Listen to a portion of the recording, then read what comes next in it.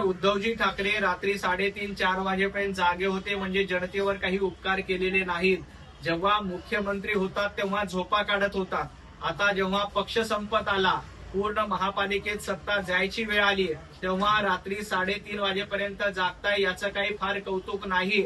महाराष्ट्रातील जनता जेव्हा कोरोना काळामध्ये अस्वस्थ होती त्यावेळेला तुम्ही झोपा काढत होतात, घरामध्ये बसून फेसबुक लाईव्ह करत होतात.